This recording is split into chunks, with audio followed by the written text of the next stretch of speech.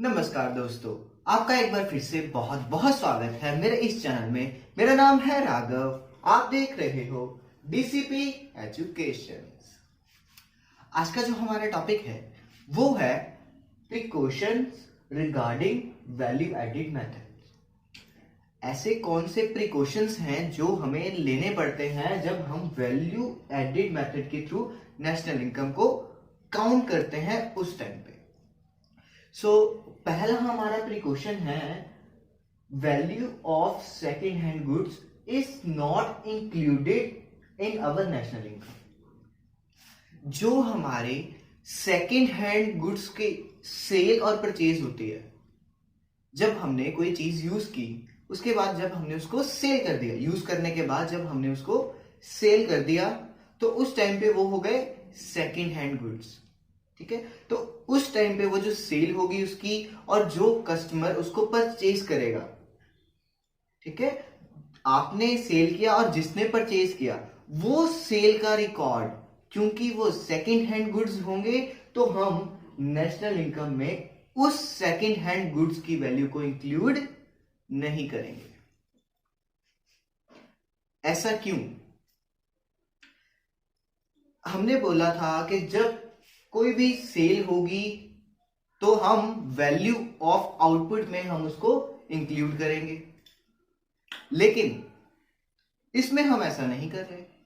इसमें हम क्या कर रहे हैं, जो सेकेंड हैंड गुड्स की जब सेल हुई तो उसको रिकॉर्ड ही नहीं कर रहे।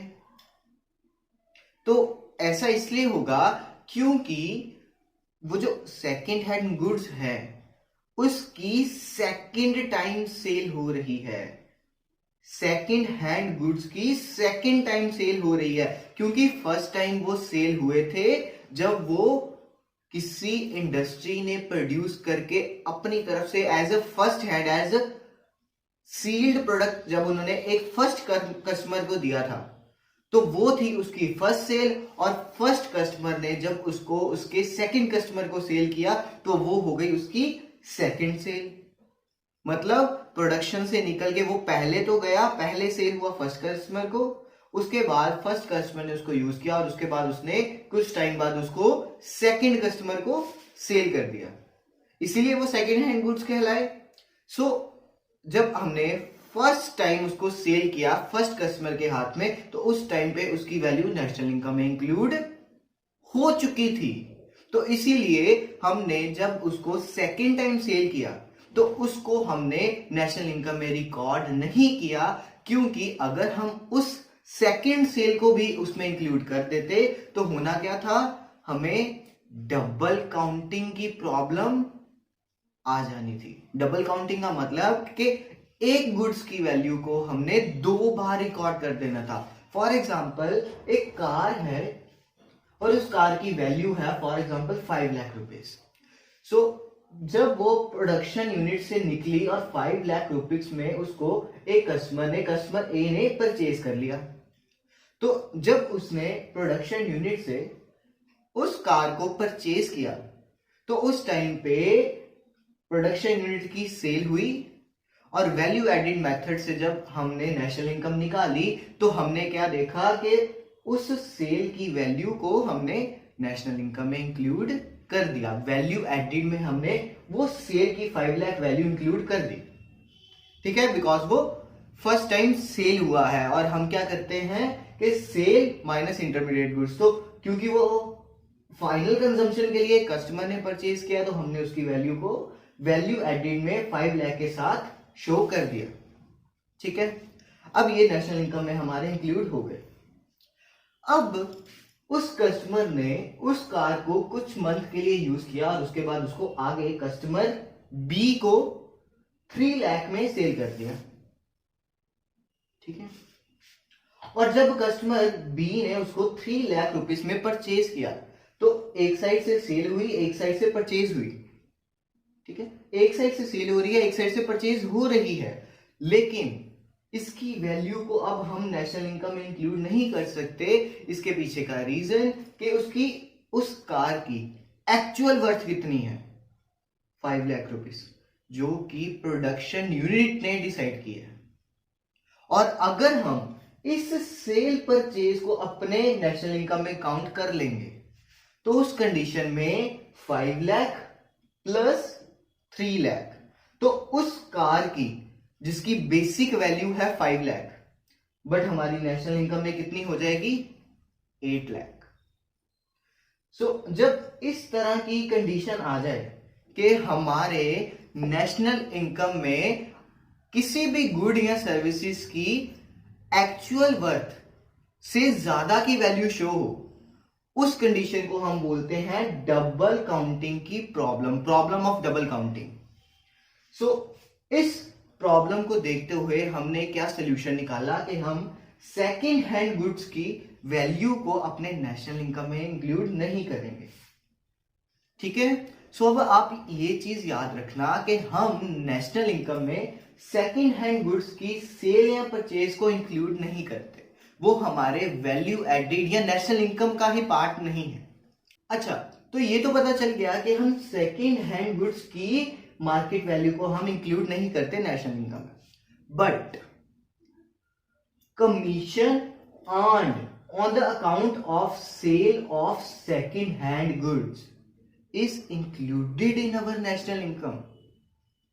जो कमीशन, वो जो सेकेंड हैंड गुड्स जिसने परचेज किया और जिसने सेल किया, वो जो सेल के टाइम पे वो जो सेलर होता है, वो जो कमीशन अर्न करता है उसकी सेल पे, जब हम कोई भी सेकेंड हैंड चीज परचेज करते हैं मार्केट से, फॉर एग्जांपल आप मार्केट में जब एक्टिवा सेकेंड हैंड परचेज करने जाते हो, वो जो सेलर है, वो जो आपसे कमीशन अर्न करेगा, वो कमीशन हमारे नेशनल इनकम में इंक्लूड की जाएगी, क्योंकि उसने आपको एक सर्विस दी।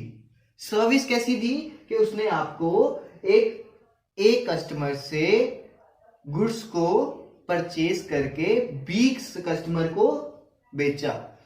तो ये ए से परचेज करना और बी से बेचना, बी को बेचना, ए से परचेज करके बी को बेचना, ये उसकी एक सर्विस है, वो उसका वर्क करता है, ये उसकी सर्विस है। तो इस सर्विस के बदले में वो जो कमीशन आपसे चार्ज करेगा, वो जो रिवॉर्ड इस चीज का लेगा, वो उसकी इनकम होगी, और वो कमीशन जो है वो हमारे वैल्यू एडेड में इंक्लूड की जाएगी, because it is the reward for their services.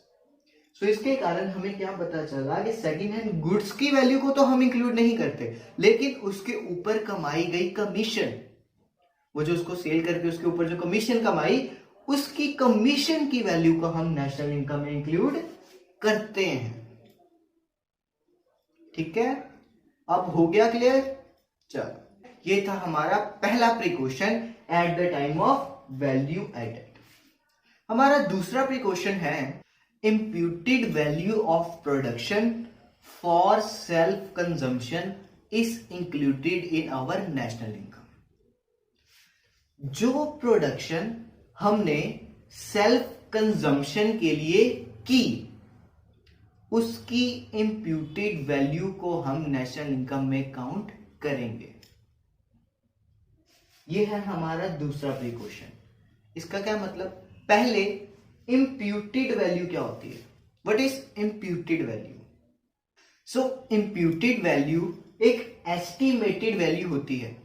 जब हम किसी भी गुड्स या सर्विसेज की मार्केट वैल्यू को या उसकी मनी वैल्यू को काउंट नहीं कर पाते, काउंट करने में हमें दिक्कत आती है, प्रॉब्लम आती है, तो हम क्या करते हैं, उस टाइम पे नेशनल इनकम में उसकी एक एस्टिमेशन के बिहाफ एक एस्टिमेटेड वैल्यू को अपने नेशनल इनकम में काउंट कर लेते हैं। इसकी एग्जांपल है, फॉर एग्जांपल, अब जैसे इसकी डेफिनेशन क्या थी, पहले ये देखो कि हमने अपनी सेल्फ कंजम्पशन के लिए प्रोडक्शन की। उस केसेस में हमने जो सेल्फ कंजम्पशन के लिए, फॉर एग्जांपल एक फार्मर है, फार्मर ने अपनी सेल्फ कंजम्पशन को फुलफिल करने के लिए प्रोडक्शन की। अब ये चीज नेशनल इनकम में कैसे काउंट होगी? नेशनल इनकम में अब प्रोडक्शन तो हुई है, ये तो पक्का है, क्योंकि फार्मर ने खुद की सेल्फ की कंजम्पशन के लिए प्रोडक्शन की, तो प्रोडक्शन हुई, लेकिन वो सेल नहीं हुई, उसको क्या हुआ, खुद ही उसने कंज्यूम कर लिया। फार्मर ने खुद ही प्रोडक्शन की और खुद ही उसको कंज्यूम कर लिया। अब इसमें सेल और परचेज नहीं हुआ, खुद उगाया खुद खाया। सो इस केसेस में क्या होता है कि हम क्या करते हैं, उसकी एक एस्टिमेटेड वैल्यू बनाते हैं और उसकी एस्टिमेटेड वैल्यू को हम क्या करते हैं, नेशनल इनकम में काउंट करते हैं। ठीक है, अब ये पॉइंट हुआ क्लियर कि वैल्यू एडेड मेथड में हम गुड्स एंड सर्विसेज की इंप्यूटेड वैल्यू को काउंट करते हैं, एज्यूम्ड वैल्यू को काउंट करते हैं। और ये किस केसेस में करते हैं, जिस केसेस में हम किसी गुड्स या सर्विसेज की मनी वैल्यू को काउंट नहीं कर पाते, तो उस केस में हम उसकी एज्यूम्ड वैल्यू को अपने नेशनल इनकम में इंक्लूड कर लेते हैं। ठीक है, ठीक। सो नेक्स्ट हमारा प्रिकॉशन है, थर्ड प्रिकॉशन है हमारा, value of intermediate goods is not included in our national income. ये मैंने आपको पिछली वीडियो में बता दिया था कि हम इंटरमीडिएट गुड्स की वैल्यू को अपने नेशनल इनकम में काउंट नहीं करते। हम नेशनल इनकम में सिर्फ और सिर्फ फाइनल गुड्स या सर्विसेज की वैल्यू को काउंट करते हैं। अगर आपने वो वीडियो नहीं देखी तो नीचे डिस्क्रिप्शन में आपको लिंक मिल जाएगा, आप वहां पे जाकर ये वीडियो आराम से देख सकते हो और इस कंसेप्ट को टोटली क्लियर कर सकते हो। उसमें मैंने बहुत अच्छे वे के साथ डीप जाके आपको समझाया है। ठीक है, सो नेक्स्ट प्रिकॉशन है हमारा, imputed rent in owner occupied houses is taken into our national income। क्या मतलब कि imputed का मतलब तो समझ आ गया, estimated, और rent का मतलब estimated rent। किसका estimated rent? Owner occupied houses का। मतलब कि जो हाउसेस ऑनर ने परचेज करके खुद ही उसमें रह रहे हैं, वो हाउसेस जो ऑनर ऑन करके खुद ही उसको ऑक्यूपाई करके बैठे हैं, मतलब कि उसमें खुद रह रहे हैं, उस केसेस में जो उनकी उस बिल्डिंग की रेंटल वैल्यू है, क्योंकि हर बिल्डिंग की कोई ना कोई रेंटल वैल्यू होती है, हर बिल्डिंग की एरिया के अकॉर्डिंग कि वो जो हमारी बिल्डिंग है वो किस एरिया में लोकेटेड है, उस एरिया के अकॉर्डिंग उस बिल्डिंग की कोई ना कोई रेंटल वैल्यू जरूर होगी।